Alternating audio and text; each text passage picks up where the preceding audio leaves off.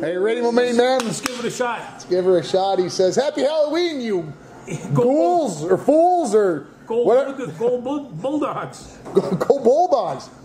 Was there a party last night? Was there a party here at the Muni last night? It's tonight. It's tonight. Oh, see? I should have brought that up in the Blues show. We shouldn't have wore our masks today, George. So it might have looked a little bit better. Somebody asked if I would go to a party in which everybody got dressed put on up costumes, and I says, "This is a costume I've been wearing most of my life." So I go to the party, and you know what they did?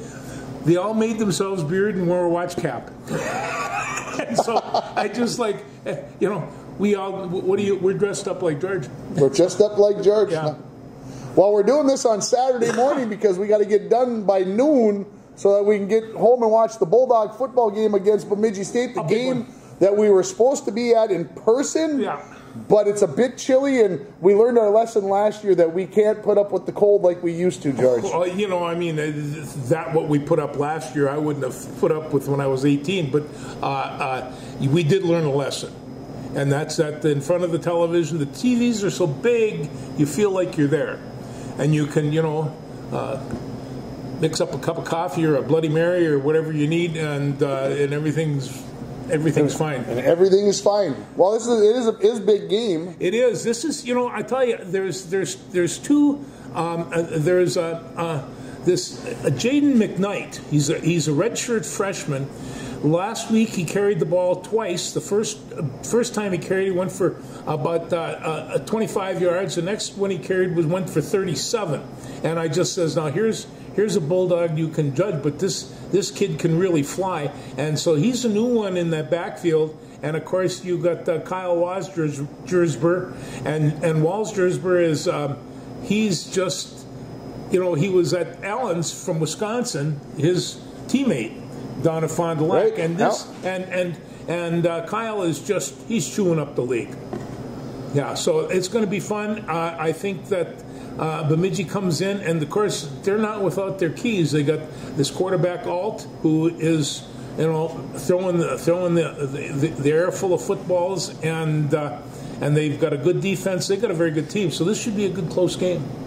Yeah, I apologize for the texting. I'm sort of paying attention, but I'm trying to do my job as well. You know, he's got a job. Yeah, hard to believe. We got things to, anyway. So yeah, I like I said, I think it's going to be a great game. Yeah. It's going to be much more comfy sitting in a chair. It is, rather than sitting on the aluminum bleachers at Jim Malosky Field or Griggs Field at Jim Malosky Stadium, or whatever they got the name of it. So you get all that in there. But yeah, I think it's going to be a close game. And I want to see the Bulldogs win, but I got a bad feeling the Beavers are going to come out on top today. I'm sorry. No, but there's three teams, and they've all got one loss. And Mankato got beat last week, and that was always the one that I was worried about.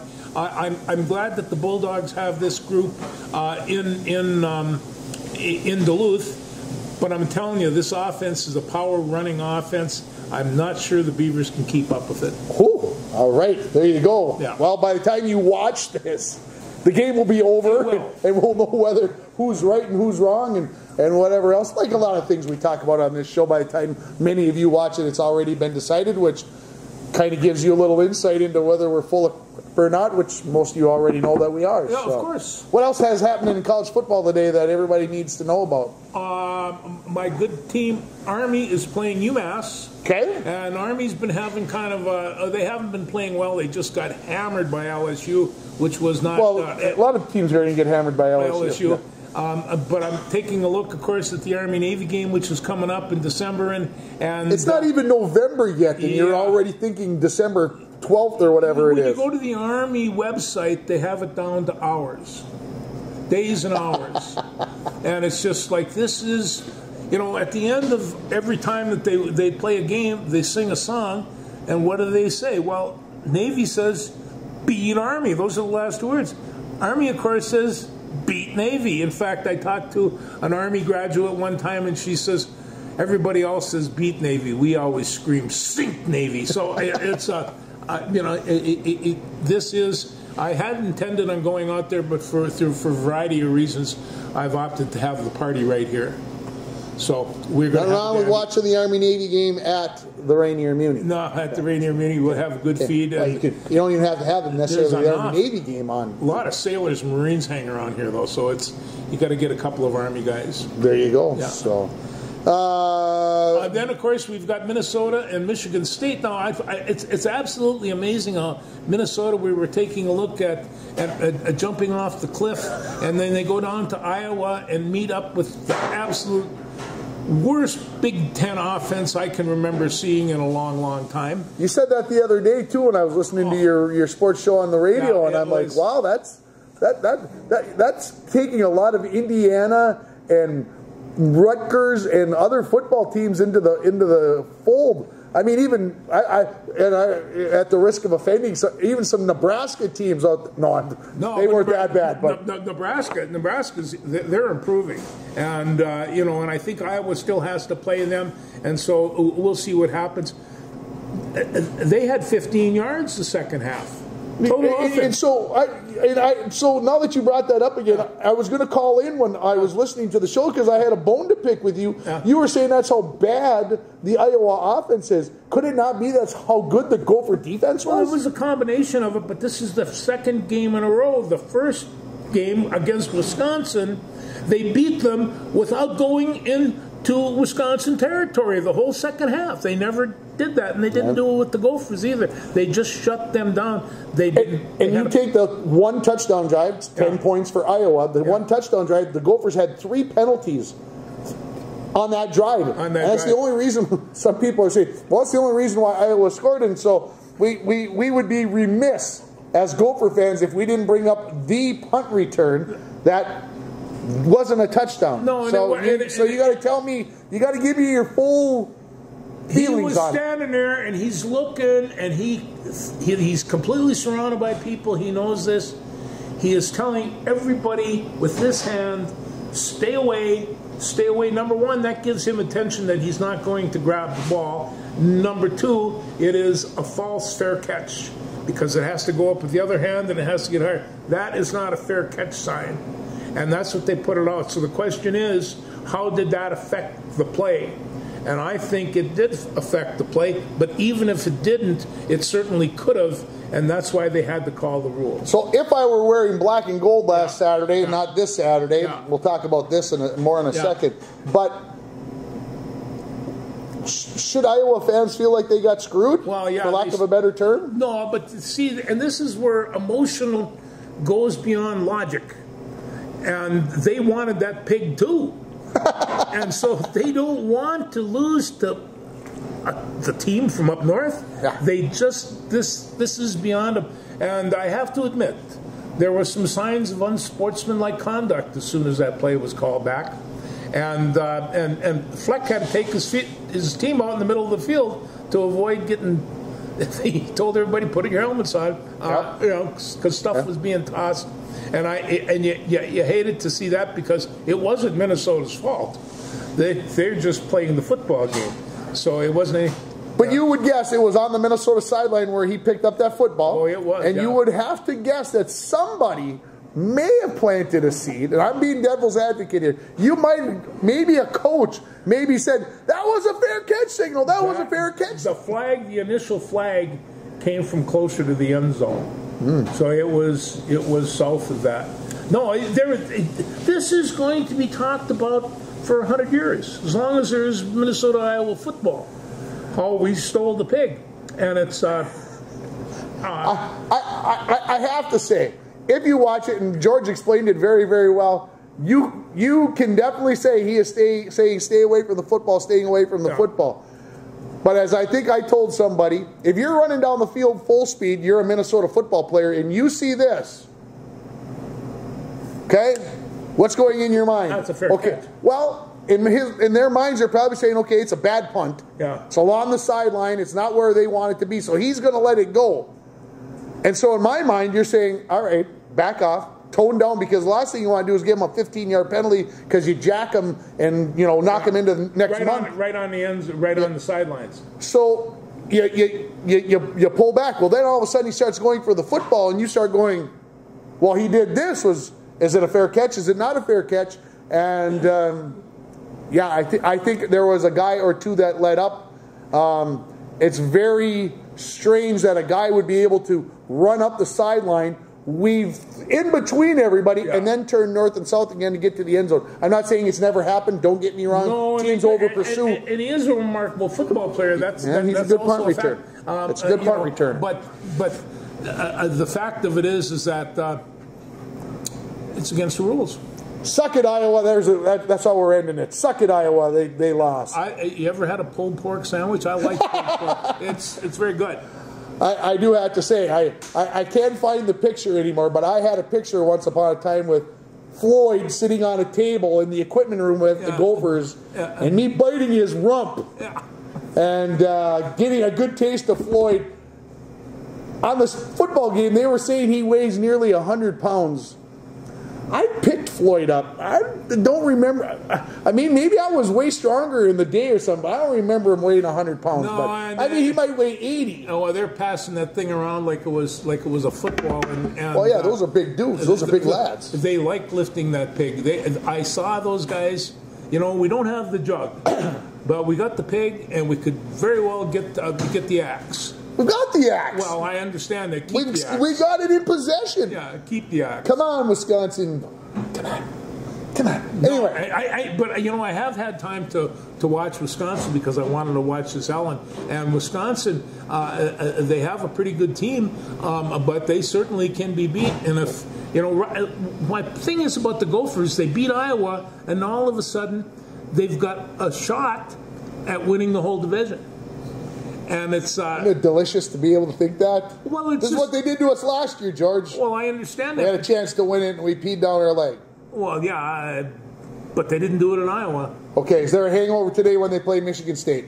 Do they win? Is what I'm getting at. They better not, because I tell you, Michigan State's going to come in here hungry. They've had situations on their team that they're trying to resolve, and Michigan just beat the snot out of them last week. And that's why I think Minnesota pulls it out today. Wins, no hangover, take care of business. Michigan State's in disarray. Yeah.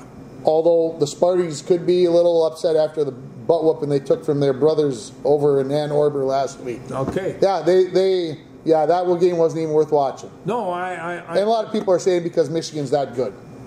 Well, Michigan is that good, but they cheat. I saw one sign today on College Game Day, and the sign was saying, "Michigan stole my other sign." And it's this is really turning into just a national campaign. It's amazing. Who's the joker that plays, the defensive end that plays for the Lions now? Aiden Hutchinson. Hutchinson, thank you. Yeah. I could not think of it.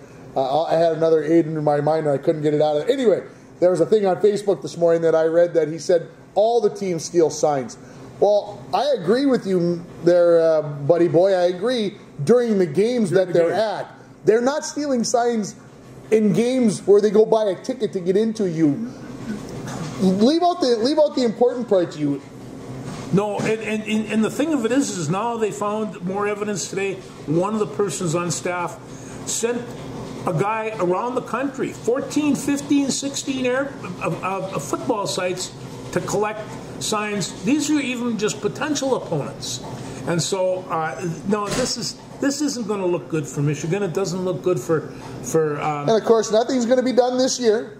Well, nothing's going to be done this year because they have they've got a chance to win a national title. So we'll put the penalty on if there's going to be any next year. Or maybe the year after. Who knows by the time they get done investigating this. And we talked on Tuesday when we went down to the Bronco football game.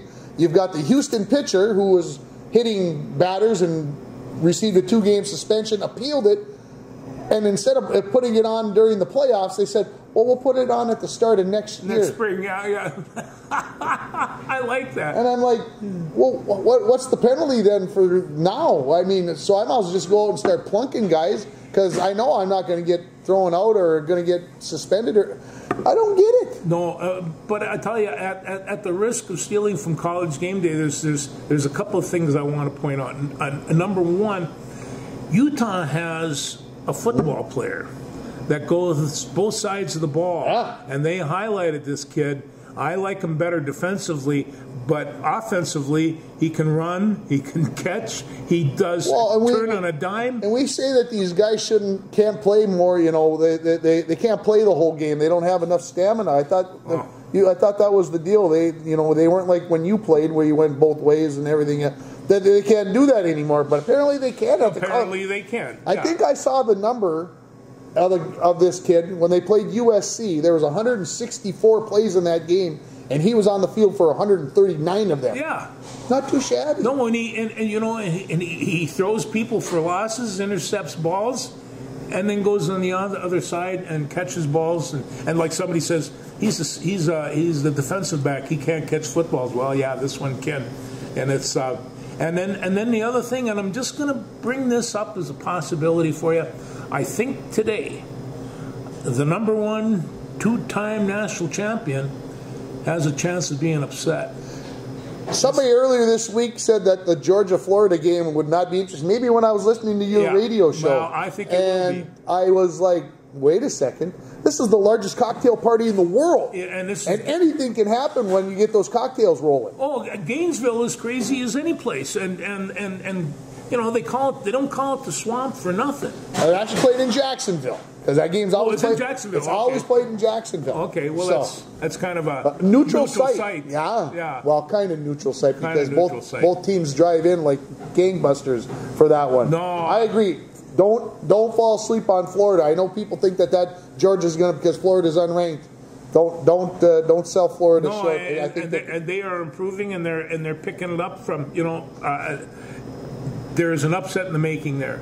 And so I'm not at all uncomfortable saying that. When I was driving out here, I was listening to one of the college pregame shows, and the guy who was on the show was talking about Oregon, sorry. Mm-hmm. And he said this, pretty close word for word. They are the most complete team in the nation. Well, you got to ask Washington about that. You got to ask Washington. But you know, he could be right. I mean, you know, Bo Nix is having a real successful season, and they have a good defense, and they have some receivers and some running backs. Well, I know wasn't there somebody spouting out to you that Minnesota has to worry about playing Oregon in football because now we're going to be in the Big Ten together? All of the Big Ten. You're not prepared for these gigantic for the Ducks teams playing out there in the Pac-12. You know, up until a little bit ago, I don't ever remember the Ducks being all that much of a powerhouse. Yeah, what's his name? Who was out there for a few years, and then when he coached at the Philadelphia Eagles, why could I not think of his name? Good grief, it's a bad morning. I can see him. He's about this tall, blonde hair, looks goofy. Anyway, you guys at home start yelling at the screen. Maybe I'll think of it in a couple of days. I'd appreciate that. Are we done with college football? We can be done with college football. Go Bulldogs. Hey, by the way, Gustavus beat St. John's last. They did. What the heck? Hey, Gustavus was at 36-35. It was a 38-35 or something like that. It was a real tight game, and nobody scored in the fourth quarter. Nobody scored. So you had multiple chances, both teams, to either put it away or get it. When people say you have to have Division I or Division II football to have an exciting game, that's just not true. Some of the best football around's played in that Division III level, and the championship series, when they starts and the playoffs start, they say, oh, that's pretty good football. But yeah, it's been there all year, and the St. John's for decades. So let's talk about the Vikes. Let's do that. And let's talk about their big win over the San Francisco 49ers on Monday night at home, where Kirk Cousins can't possibly ever play well. His record was 11-19 in prime time. A couple of years ago, it was like 2-74 or something. I don't know. Yeah, well, no, but you know how many times he got sacked? He got 0 sacks. 0. And he's been kind of leading the league in that. And threw the only one interception. Threw one interception. I don't think we had any fumbles. I don't remember a fumble. I don't recall, which is huge for that team. And so the question that I have, did the change up in the offensive line make a difference? No, I don't think so. You're telling me that we're better with with Reisner than Cleveland? I can't. I'm hearing that, but I can't buy that. I think Ezra Cleveland's an all pro guard, and if Reisner can fill in that spot, or if Reisner can fill in any of those 4 spots, and he probably can. Well, I heard you give my main man Garrett Bradbury some credit on some love on the radio on Thursday. He was dialed in, and I don't know if they had the volume turned up on the mics on the sideline for Monday night, or if he was just being that much more vocal. But he seemed to be very in tune with what the offensive line and what the running backs and what the pass protection had to be to keep Kirk Cousins safe, because he was pointing and yelling and we got this and all this other stuff. And when you've got your offensive line as a unit, 5 guys working together, or bring a tight end or the running back in for Pat, and when everybody's in sync and knows, and I think their scheme was good. They had scouted the Niners very well. They knew what to do. If you keep Bosa off of the quarterback basically for the entire game, and it didn't matter which side he lined up with, against O'Neal or against Darrisaw, it didn't matter. Nick Bosa was not a factor. And how many times do you see a football game where he's not a factor? Well, and that's what I said. So to me, that is that's a whole line. And O'Connell gave a game ball to the offensive line as a whole. And I think that's kind of what he was trying to sell, is that this was a group effort. This wasn't one guy just stopping Nick Bosa. This was an effort. Bosa had a nice, tackle for loss where he cut inside of Oliver, the tight end, and smashed him out I'm not sure which running back it was. I'm not sure that's the only hit he got all day. So, I mean, to me, that was a team win. Kirk Cousins goes 35 for 45 for 390 or whatever it was. Obviously, Jordan Addison showed himself as a very capable number 1 receiver, coming up, of course, with the big rip away, what looked like was an interception for sure. There was a pass interference call on him. He's the smallest guy in the field, and he just grabbed that football. Percy Harvin. What? He's like Percy Harvin. He is. That's who he reminds me of, folks, just because of his size and whatever. And when they interviewed him, very, very quiet. He has shown himself very well. When you bring Jefferson back, who do you decide? That's it. It's hard to cover that whole field, and maybe the Jefferson injury is a blessing in disguise to get Addison pushed further along quicker. It brought this team together for the first time. This might be the best game I've seen them play in 4 or 5 years, and it's just How about the defense? The defense was fantastic. And even my friend Ivan Pace got into a couple of them, but then they didn't actually need him as much as they would have otherwise, because they had to throw the ball up then. Yeah, I think, like I said, I think the defense is getting better. It is. First few games, it didn't look good. Your good friend, the quarterback for Mayfield for Tampa Bay, said that he was stealing. He figured out the signs for the defense, speaking of stealing signs. And I figured out the signs and the calls for the Vikings during the game, and that was the difference. The Viking defense is progressively getting better. First 3 games, they were giving up 27.6. I think it was down to 17 through the games 4, 5, 6, and 7. And I feel like it's going to get better. Now they get the Pack this week, and of course, no matter what, one side or the other Monday morning is going to be bragging it up about blah blah this, blah blah that. So who wins on Sunday between the Packers and the Vikes? Oh, I think the Vikes got them. I don't doubt you. No, I think the Vikes got them, and it's hard to win in Lambeau, but I know enough people from Minnesota that are going there to carry our karma with them, and so right now this is a confident football team, and it's just like, because they have a ton of talent. It's just always a matter of pulling it together. They've got as much talent as anybody else in the league, and when they walked off that field on Sunday, they felt like champions, and there's no reason. I talked about the Gophers having a hangover. No hangover for the Vikings either after a big win. Not for this one. Besides Green Bay, how do you have a hangover? Can't have a hangover when you play in the Packers. You got to go in there with all the guns blazing. We'll see how things pan out. We like Cam Akers too, right? Cam Akers is amazing, and Ty Chandler picked up a little reverse pass for about 30 yards. And did he look tough in the end? I'd like to see them both in the backfield a little bit more. It's going to be interesting. Hard to believe that we were talking about Madison at the start of the year. He was going to be so good, and he just does not look it. Like something's not. Well, yeah, but you know, the first offensive play against San Francisco, he broke loose, and then I looked at that, and that was because the line had parted ways and got a nice hole for him to run, and he scooted up for about, it was a first down, 15, 16 yards, and he never, he might have run for a couple of losses, but for the most part it was positive yardage, and who knows, maybe Cam and Ty are making the whole position a little bit more competitive, because it is a competitive position, isn't it? It is. Yeah. Other pro football stuff, Bill Belichick gets his 300th career victory over the Bills. Over the Bills, and he enjoyed that. He enjoyed that a lot. I saw him come off there. He took his handshake, and so he's got this 300 win. Maybe he'll go by himself in his sweatshirt.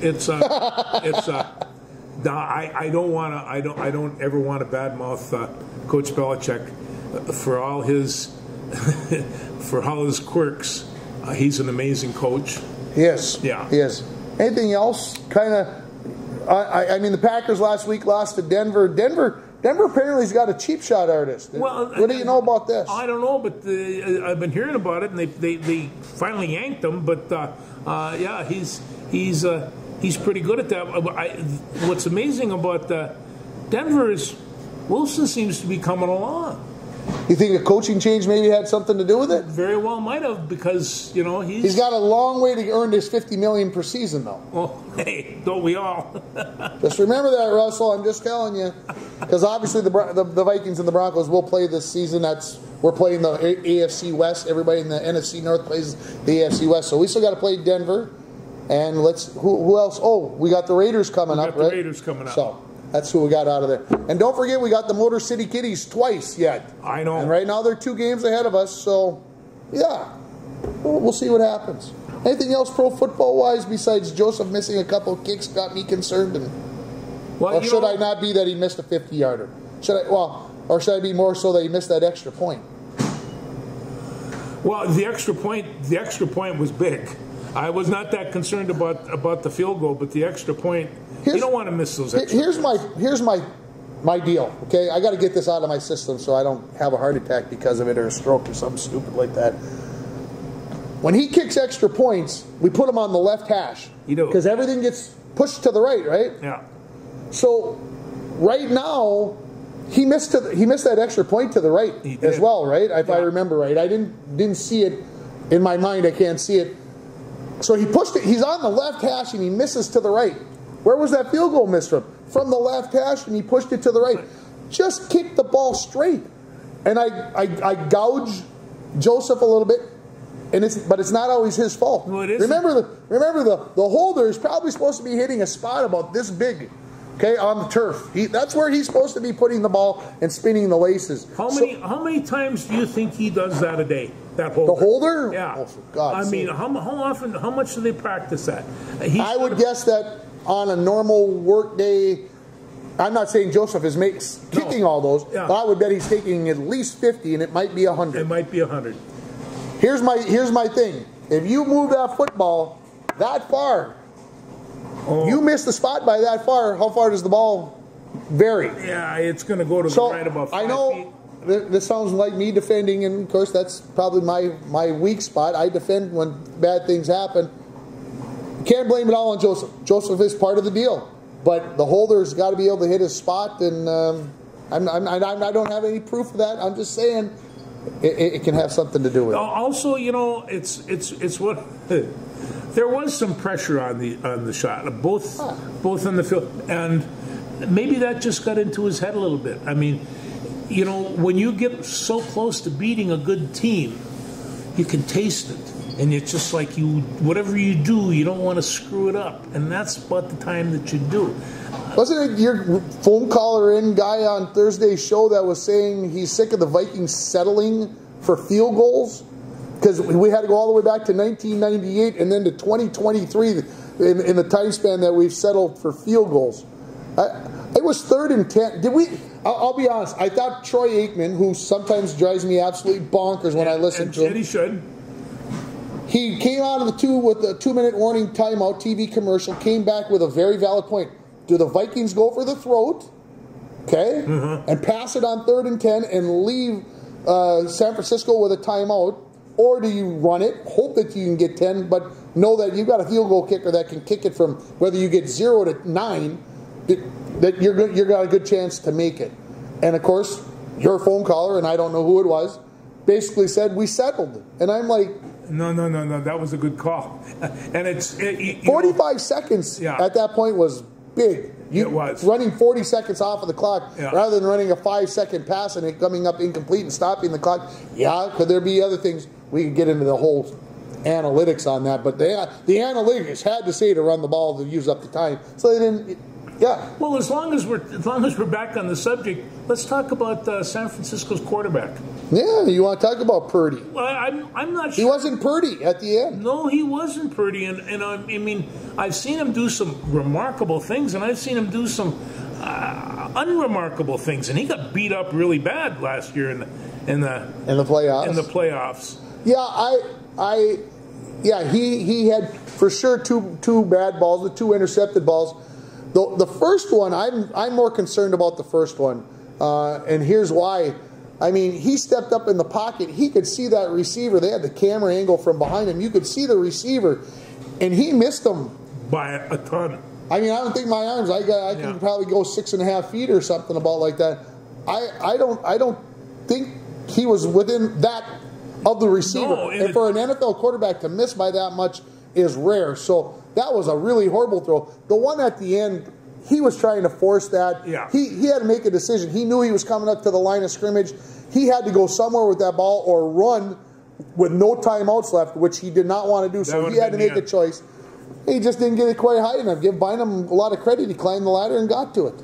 Well, and I'm not sure just if McCaffrey's back 100%.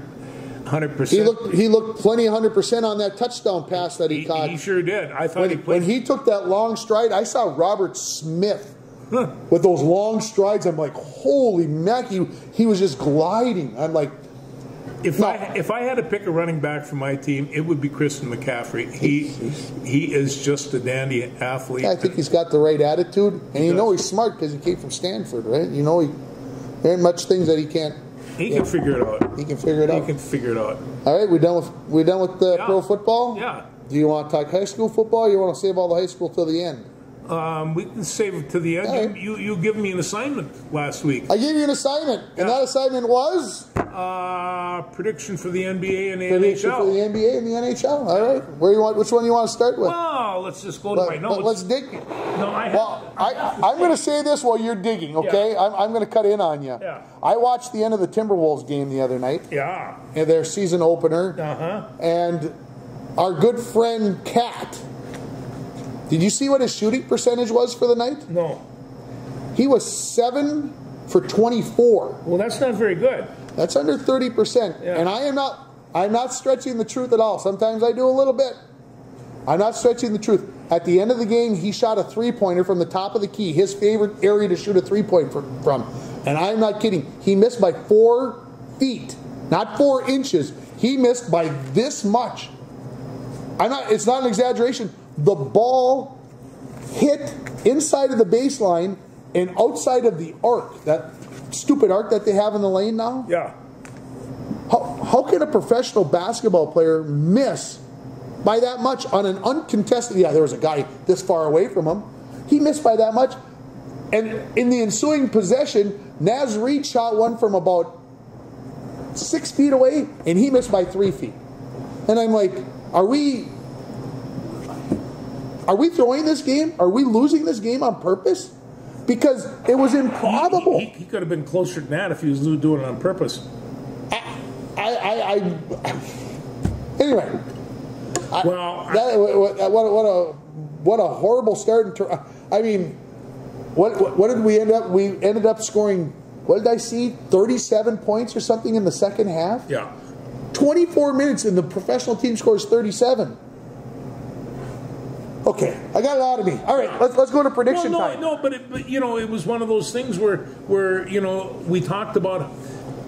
I could come up with a prediction. There's 30 teams in the NBA. They could be anywhere from 16 to 6. In order for them to be 6, they're going to have 3 guys play basketball together. Actually, 4, if you talk Conley.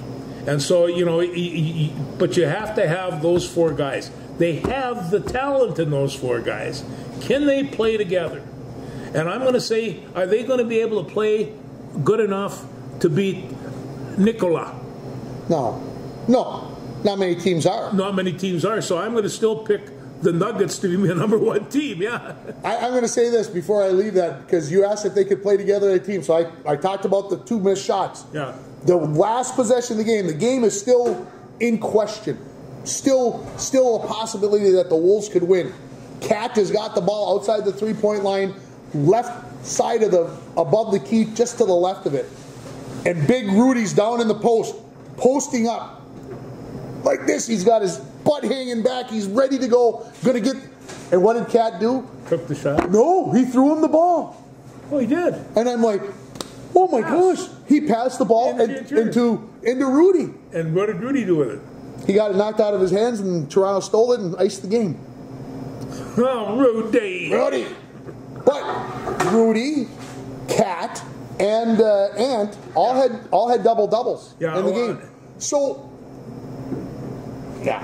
Anyway. No, I mean, we all worry about Cat and all the rest of this, but Anthony is the key to this team, and he's the young. And I watched him play a couple of times this summer, and he completely dominated that tournament that he was in. This is the guy. Why don't we see this when he's with the Timberwolves? Home opener tonight against the Miami Heat. We'll see if they can pull it together. No, and I think Miami Heat's going to have a pretty good team as well. And it's so. Well, you got Jimmy Butler still on the team. Jimmy Butler still on the team now. They have the Grizzlies right behind the Timberwolves, and Ja. He's got a 26-game suspension. Well, that's almost not a third. It's not going to help that team at all. But I remember last year when he was out for an injury and didn't slow him down that much. Yeah. But so Denver's number 1. Denver's number 1. All right, give me 2 other teams that you think are going to be there. I think Boston's going to be there. Okay. And where's my other one? Phoenix. Phoenix. And I think after that, and this is going to be a surprising one, I think the Lakers are going to be tough. Because they're God, I hope all you're busted wrong. up. I know. God, I hope. Yeah. I'm going to say this. Yeah. The team you didn't mention, Milwaukee signed Damian Lillard, and they just signed Giannis to a 5-year, $102 billion extension. Actually, if there's a better team than the Nuggets, it's probably Milwaukee. It's going to be interesting, and of course, those 2 teams in opposite conferences. We'll see what happens. Yeah. Give me just a straight out prediction. What place do the Wolves finish in the West? Give me a place. Pick one. They could finish as high as 2nd. They could finish as high as 2nd. Wow. They are. So you. Wow. He's got me speechless almost. Well, they took the Nuggets. They won a game from the Nuggets and the thing last year, and so they are capable. It's whether or not they can pull this together. And keep in mind, they not only have a strong bench, but this is still a young team. And so I'm going 6th, maybe 5th. Not in the top 4. I'm still worried about Golden State. When you got Steph Curry, I'm still worried there. They are, and I don't want to bring up age because Mick Jagger is still rock and rolling, but they're the oldest team in the league, and there were times that they the Nuggets beat them up, and it's just Phoenix. I agree. Yeah, got to have them in consideration. And Sacramento showed last year that they were a team on the rise. I say that they still are going to be in that mix. So the Wolves will have a tough time cracking that top 4, but I could see the Wolves getting as high as 5. My spot that I think they'll end up this year, 6. On the other side, I already talked about Milwaukee. I think they're the class of of the Eastern Conference. They probably have been with Boston. You can't go wrong with those 2 picks. That's probably chalk. But that's just the truth. That's just the way it is over the long haul. Damian Lillard, if him and Giannis can find enough basketballs to keep everybody happy, and they should be able to, because what did Lillard do? He said, I need out of Portland. He should be saying, I've got to sacrifice some of my game so that I can win that ring, right? Yeah. Something like that. That's the whole deal. Yeah. Okay, let's pop over to the NHL, because we promised a little conversation about that. We did. Wild have been a mixed bag so far. Well, they have. Some good, some bad. Yeah, and you know, now the last night I heard was their defense has been falling apart, so that's been part of their issues lately. Because and some people would say, if you're going to defend the Wild, they'd say, well, we don't have Jared Spurgeon yet. We don't have our best defenseman. We don't have our captain there. No, so anyway, I went through some predictions of, including the Sporting News, and I'm going to tell you, and I'm going to pick out right from the top. This is the Eastern Conference now. I'm looking. I'm taking a look not only at the Eastern Conference, but this is the Stanley Cup play. Toronto Maple Leafs.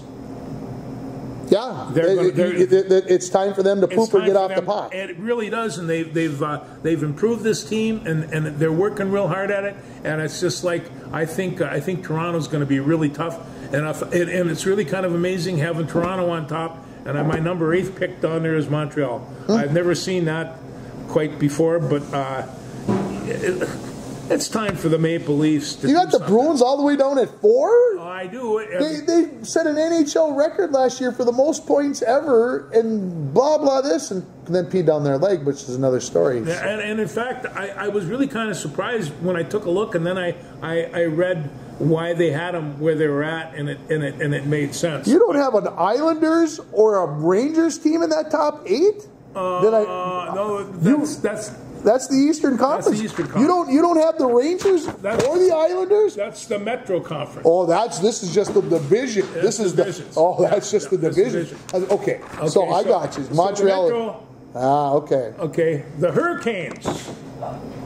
Yeah, Carolina's still going to be and good. Then the Rangers, and then the Penguins are coming 4th in there, and then the Islanders, and the Caps. The Flyers in last, huh? The Philadelphia Flyers in last. Who would ever think? Yeah, I can't argue with Carolina being at the top. I can't argue with Toronto being at the top. Those are great picks. Boston in the playoffs. Buffalo, I think, is going to be better than 5th, but we'll see how that all plays out. Well, and the Sporting News brings us that they brought in. They think New Jersey's going to come in, and then Carolina, and then the Rangers. But everything else kind of falls right in place. All right, I'll go along with that. All right, let's go out west. Division. We got the Colorado Avalanche. You got them number 1 again? God, don't they ever take the year? I kind of look at, when you take a look at a conference champion, you got to be beat. So you got to beat these guys. And last year they got beat, but you know what I'm saying anyway. Okay, so I got these guys picked Colorado, the Stars, Minnesota, and the Predators, and down the line. Now, you know, a lot of these things, like I'll talk about it in a second, but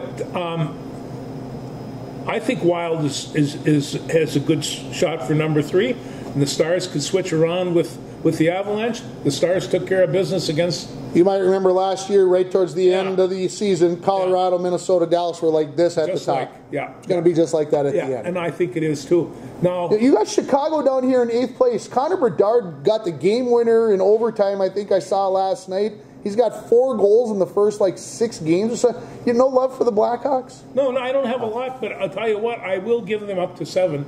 Okay. Behind the Coyotes. Fair enough. I mean, do they play hockey in Arizona? I just kind of surprised. Well, they played in a very small arena. We know that. This is an interesting division, the Pacific Division, and we're talking Edmonton, Vegas, Seattle, LA Kings, Calgary, Vancouver, Anaheim, and San Jose. Now, I took a look at this and I thought, Edmonton, what a great team. They got a solid team. They could be, in the running for the whole deal. And then as I was running this down and taking a look, the Wild were kicking the crap out of them. No, the New York Rangers were kicking the crap out of them. And it's just like, and they were scoring right and left, and I says, who And, you know, I know the Rangers were picked like 4th, and they were just beating the heck out of them. And I laughed to beat the band. That shows you how precarious it is making predictions from this bunch, especially this time of year. There's high-paid analysts that are pulling their hair out of their heads, trying to figure out what they can do. But, you know, and I also remember these Golden Knights. They made a real good accounting of themselves last year. And, didn't they win it? Yeah. And the Kraken, they went against the Stars, and they did a pretty good job for them, too. So there's some good hockey teams out there. There's no two ways. All right, let's make a prediction. Who comes out of the East? Who goes to the Stanley Cup? I think it's going to be Toronto, and I think it's Pete Kaler. You got to be happy, man. The Toronto Maple Leafs are going to the Stanley Cup. Well, I'm not going to say they're going to win it right now, but I will say they're going to win the East. How about out of the West? Okay, I may live to forgive this, but I think it's going to be Edmonton. Ooh. So I see Edmonton and Toronto, an all-Canadian contest, and you know, I'm happy that'll make the Canadians. Oh, they'll just be pleased. To no end. Because that hasn't happened very often. No, it hasn't happened. Edmonton's got a great chance out of the West. I think they do. I think it's crazy. I think it'll be fun. You might be right. Those guys, those people might be right with Colorado. But they do have Landeskog, I think, who's going to miss the entire season. Mm-hmm. That will be tough to fill. And people are still pretty proud of their Dallas Stars, too. Yeah, I can't argue against that. I want to really say how good I think the Wild could be, but I am concerned, and I'll tell you why, folks.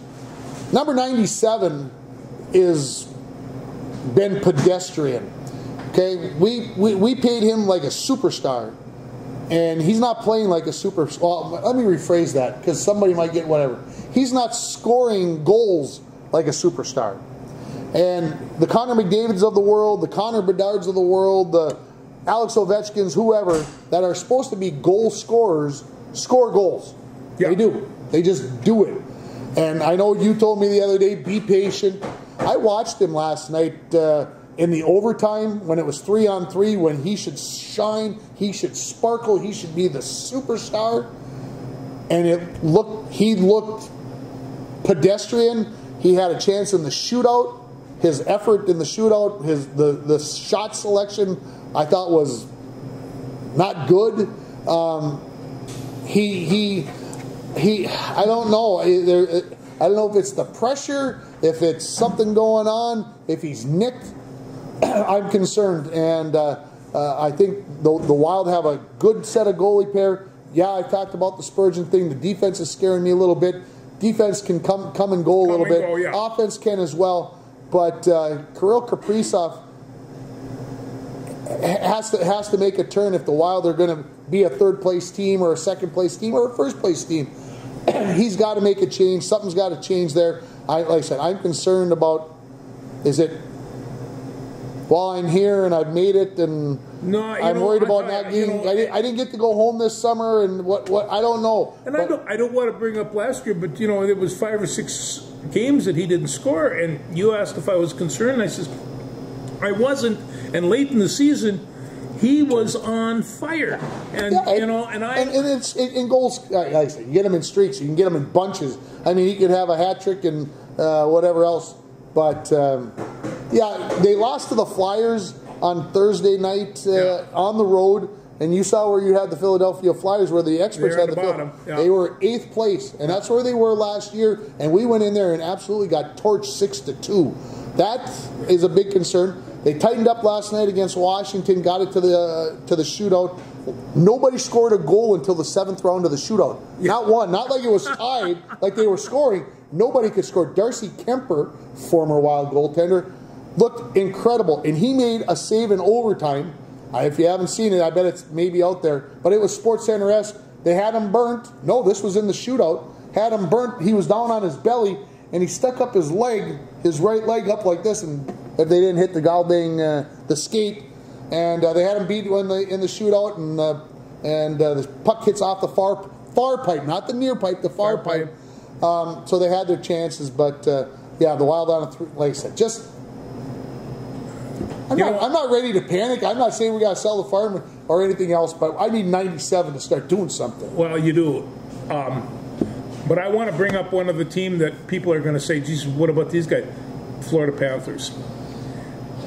They showed last year you don't just barely make it into the playoffs, and you can things can be pretty good. Well, they have a pretty good team, and they have a couple of people down there that can really score. And so expectations are going to be high this year. Expectations are going to be high. Pressure can be tough. So I one thing I have them down for third, and this one second. And if there is going to be a backup for any of these teams. It might be the Panthers. It could be the Panthers. Yeah. All right, we better talk high school sports because the clock up on the wall says you need to get home to watch the Bulldogs. Either that or we're going to have to stay here all afternoon. One of the two.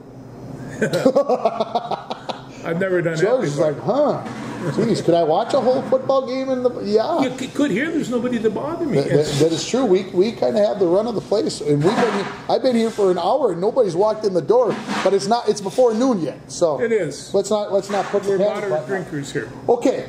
High school sports. Yeah, okay, let's talk about it. Bronco football ended up losing to Mesabi East on Tuesday night, 58-34 in the quarterfinals. We were there. Yeah.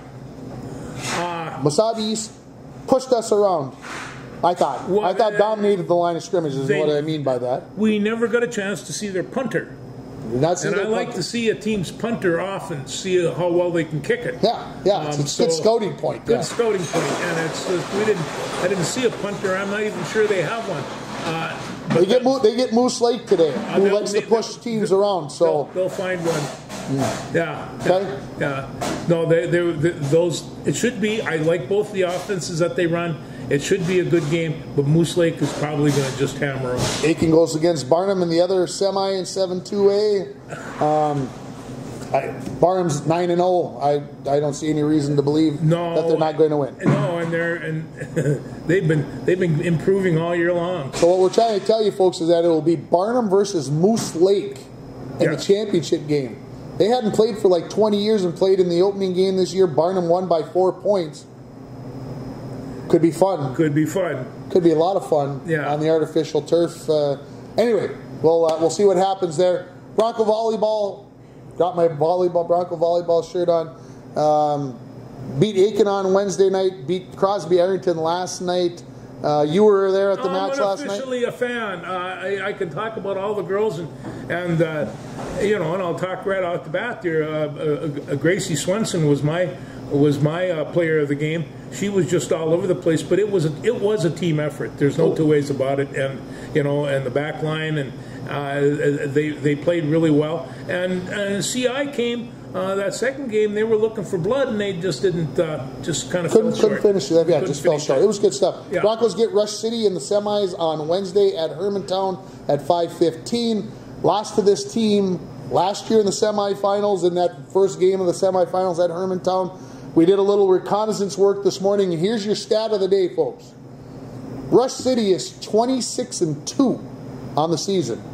Okay, 26-2. Those 2 losses came in tournaments. So that means they only best of 3. Rush City has only lost 5 sets the entire season. Not 5 matches. Yeah, 5 sets. Not 5 matches. 5 sets they've lost the entire season. And all 5 of those came in a 5-game tournament over 2 days. So September 22nd and 23rd, they lost those 5 sets over a 2-day period. Otherwise, they have shut everybody else out. It sounds like a coach has set the bar real high. When they put them in tournaments like that, they're generally high-powered, and lightweights don't go to tournaments like that. I think the last rankings I looked at, Rush City was ranked 5th in the state. Broncos will have their hands full. They will. But that's why they play the game. That's why they play the game. Mesabi East and Esco on the other side of the bracket, so the winners play on Saturday. Swimming and diving for the girls. Big break here as they taper and get ready for the section meet, which starts on November 9th and finishes up on the 11th. Do you remember the old days when the swimmers used to shave their heads? They don't shave their heads? The girls don't shave their heads, no. The boys might shave their whole, I think about Trig Hempstead last year. He had the full beard, and he comes to sections, and she's gone. And I'm like, wow, how did that feel? Yeah, he says, had to be that. Anyway, so And then, of course, the cross-country teams, they had their section meet on Thursday down in Coleraine, and Abby Hutchinson headed back to state for the second consecutive year. Well, I hope she does real well. She's a lot of talent there. Yeah, had a shot going in, was ranked very high, just wasn't her day, wasn't feeling well, and put a lot of pressure on herself. Maybe that had a reason why she wasn't feeling well. We all know about the butterflies and the nerves. Well, she's a senior now. She's been around. She's been through this before. Being a veteran helps. So she runs at the state meet, which this year, cross-country meet has been held in Northfield at St. Olaf for... Matter of fact, I don't ever remember the cross-country meet not being in Northfield. It's been there for a while. This year it's at the University of Minnesota. Did they call it the Jesse James run? No. They should. They could? They could, yeah. But this course is very hilly. And Abby already told me face to face, I don't like running on the hills. So, yeah. Anyway, we'll see what happens. She runs Saturday, November 4th, a week from today, as we record the show right about now. She'll be heading off the starting line. I think it's about 12:30. So you'll be hanging out there in Northfield? No, in Minneapolis. Oh, okay. Well, is the golf course in Minneapolis or St. Paul officially, do you think? Because it's right in the middle of the two campuses, isn't it? Yeah, I think that might be St. Paul, actually. So, I'll be hanging out in St. Paul. Yeah. That all depends upon whether the volleyball team's playing for a section championship next Saturday. Could I do both? We'll split you up. I could be in two places at once, can't I? I figure that out. We call you 58-hour ringer. Girls hockey starts Monday. Oh, boy. They've got a scrimmage on Friday in Detroit Lakes. Who's the hockey coach? Well, that's the lady who is the head volleyball coach as well. Oh, she gets two of them.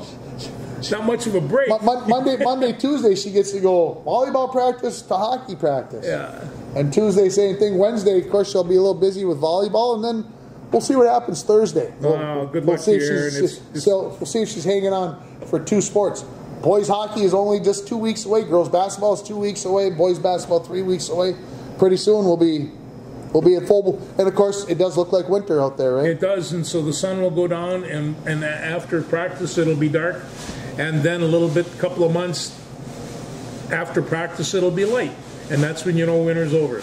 It works out real well. It works out real well. Somebody asked me, what's your idea of a winter sport? It's wrestling. What's the matter? Go outside and freeze? There you go. See, take care of business. Anything else that we need to jibber jabber about? No, I think we've done real well. We have a lot of sports to cover.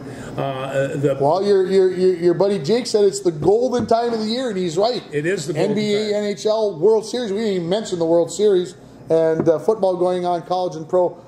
Your prediction: who's going to win the World Series? We should make that prediction. I'm going to tell you right now. I think it's going to be Texas. After they came down 2 runs in the bottom of the 9th last night, hit a 2-run home run, then hit a walk-off home run in the 11th. I think. Although I have to take a look at the Arizona Diamondbacks. Hey, they play small ball and they play it well. Every one of those guys can run. And it's just that they'll steal a base at a drop of a hat, and they'll drop the hat.